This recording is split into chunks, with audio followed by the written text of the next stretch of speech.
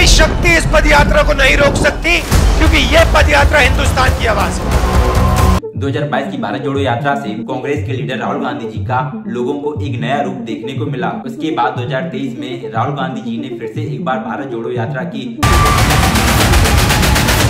जो फिर से सफल रही और कांग्रेस के सपोर्टर्स को लगने लगा कि ये अब तक के राहुल गांधी का बेस्ट वर्जन है। कांग्रेस के समर्थकों के हिसाब से अब उन्हें 2024 का नेक्स्ट पीएम मिल चुका है। इस टाइम पर राहुल गांधी जी की वीडियोस यूट्यूब पर, इंस्टाग्राम पर, एक्स पर सब पे खूब देखी जा रही थी। राहुल गांधी अपनी भारत जोड़ो यात्रा के दौरान चलते चलते खूब इंटरव्यूज दे रहे थे। इस टाइम पे राहुल गांधी जी की इमेज इस प्रकार से डेवलप हो रही थी कि वो गरीबों से कितने जुड़े हैं या एटलीस्ट जुड़ने की कोशिश कर रहे हैं। और अपने काम के बारे में बताओ, कितने घंटे करते हो, कितना पैसा बनता है? अरे बन जाता है 400-500 रुपए, सुबह 7 बजे से रात को 8:30 बजे तक। अब वो संविधान बचाने से लेके कास्ट पॉलिटिक्स को भी समझने लगे थे। उन्होंने दिखाया कि इतना क्रिटिसिज्म मिलने के बावजूद भी, लगातार मीडिया के फेक नैरेटिव चलाने के बाद भी, या जो मीम वायरल होती हैं, उन सबसे लड़के राहुल गांधी कैसे उनके हित में सोच रहे हैं, ये सोचना था कांग्रेस के समर्थकों का। ऐसी मशीन लगाऊंगा, इस साइड से आलू घुसेगा, उस साइड से सोना निकलेगा, साइड से आलू डालो, उस साइड से सोना निकालो, इतना पैसा बनेगा आपको पता नहीं होगा क्या करना है पैसे का। मेरे शब्द नहीं है, नरेंद्र मोदी जी के शब्द हैं। लेकिन वहीं दूसरी तरफ बीजेपी के लोगों का मानना है कि दाढ़ी बड़ी कर लेने से मैच्योरिटी लेवल नहीं बढ़ जाती। उनके हिसाब से ये वही राहुल गांधी हैं जिन्हें हिंदी में बात करने में दिक्कत होती है। इलेक्शन के टाइम पे तो ये देश में दिखते हैं, लेकिन एक बार इलेक्शन खत्म हो जाने के बाद ये थाईलैंड घूमने चले जाते हैं। ऐसे में जहां राजनीतिक पार्टियों के कार्यकर्ता और नेता जबरदस्त तैयारियों में लगे हैं, लेकिन कांग्रेस नेता राहुल गांधी नए साल में छुट्टियां मनाने विदेश निकल गए हैं। उनकी विदेश यात्रा एक बार फिर से चर्चा का विषय बन गई है। According to BJP, Rahul Gandhi एक पार्ट टाइम पॉलिटिशियन और फुल टाइम कॉमेडियन है।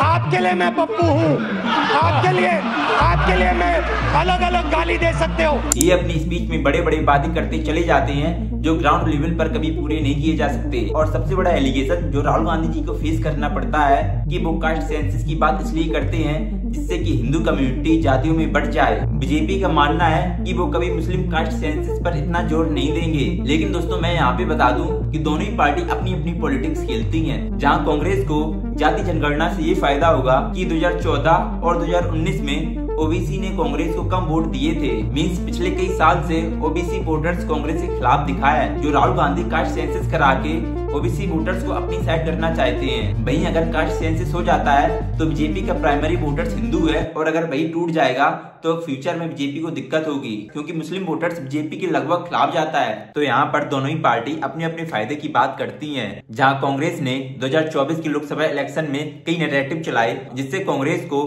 2024 के इलेक्शन में फायदा भी हुआ। इस लोकसभा इलेक्शन के बाद राहुल गांधी एक मजबूत ओपोजिशन लीडर के रूप में उभरने लगे। अब यहाँ पर लोगों को लगने लगा कि नरेंद्र मोदी का जादू धीरे धीरे खत्म होने लगा है। लेकिन राहुल गांधी के पूरे पॉलिटिक्स कैरियर में एक प्रॉब्लम रही है कि उन्हें छोटी जीत के बाद एक बड़ी हार का सामना करना पड़ता है। 2024 की लोकसभा इलेक्शन के बाद लग रहा था कि बीजेपी के महाराष्ट्र, हरियाणा और यूपी में बड़ी हार के बाद जनरल इलेक्शन में बड़े आराम से कांग्रेस हरियाणा की इलेक्शन जीत जाएगी। लेकिन जो काम कांग्रेस ने 2024 की लोकसभा इलेक्शन में किया था, वही काम बीजेपी ने हरियाणा की इलेक्शन में किया। कांग्रेस के गृह क्लेश की वजह से Jat voters versus non Jat voters की पॉलिटिक्स हो गई, जिसकी वजह से फिर से हरियाणा में बीजेपी की सरकार बन गई। और इस पूरी हार का श्रेय राहुल गांधी जी को दिया गया। लगता यह है कि उनके इंटरनल डिफरेंसेस की वजह से उसका फायदा बीजेपी को हो गया। हरियाणा के अलावा जम्मू कश्मीर के स्टेट इलेक्शन में भी कांग्रेस ने अच्छा परफॉर्म नहीं किया। अगर बीजेपी से कंपेयर करें तो 2014 में बीजेपी ने जम्मू कश्मीर में 25 सीट्स और कांग्रेस ने 12 सीट्स जीती थी। लेकिन 2024 के इलेक्शन में बीजेपी ने 29 सीट्स और कांग्रेस ने सिर्फ 7 सीटें जीती हैं। इसका मतलब ये है कि कांग्रेस ने 2014 के कंपैरिजन में इस बार भी कम सीटें जीती हैं। वहीं बीजेपी ने यहाँ पर भी कांग्रेस से अच्छा परफॉर्म किया है। कई नेताओं का ये मानना है कि राहुल गांधी की सही डिसीजन न ले पाने की वजह से हरियाणा की जीती हुई सीट हार गए। ये स्टेट बीजेपी को हारना चाहिए था। बहुत से फैक्टर्स थे जो उनके खिलाफ जा रहे थे। तो अगर आप यहाँ पर भी अगर नहीं हरा पाएंगे बीजेपी को, तो ये बड़ी तकलीफ दे बात। कांग्रेस पार्टी जब जब कोई लोकसभा इलेक्शन या जनरल इलेक्शन हारती है तो कांग्रेस के सपोर्टर्स और वोटर्स ये नहीं समझ पाते कि इस हार के पीछे गलती किसकी है। क्योंकि जब 2024 के लोकसभा इलेक्शन में कांग्रेस ने अच्छा किया था तो इसका पूरा क्रेडिट राहुल गांधी जी को दिया गया था। वैसे ही हरियाणा में कांग्रेस के इलेक्शन जीतने से पहले सब उसका क्रेडिट लेना चाहते थे, क्योंकि सबको लग रहा था कि हरियाणा में तो कांग्रेस की सरकार ही बनने जा रही है। लेकिन फिर क्या हुआ, कांग्रेस की हरियाणा में बड़ी हार के बाद पार्टी में लीडरशिप की कमी होने की वजह से कुमारी सैलजा और भूपिंदर सिंह हुड्डा के बीच टिकट डिस्ट्रीब्यूशन से लेके सीएम कौन बनेगा इसकी राइवलरी हो गई। चलिए जी, आपकी आखिरी बार भूपिंदर सिंह हुड्डा से बातचीत कब हुई थी? वो मंचों पर तो हम लोग देख लेते हैं, कॉस्मिक सी मुलाकात। कोशिश कर रही हूँ याद करने की। क्योंकि Kumari Selja non Jat voters community से आती थी और वहीं कांग्रेस ने भी कुमारी सैलजा को साइड करके भूपिंदर सिंह हुड्डा को सीएम का चेहरा बना दिया। वहीं हुड्डा साहब जाट कम्युनिटी से आते हैं तो हरियाणा के नॉन जाट वोटर्स को लगा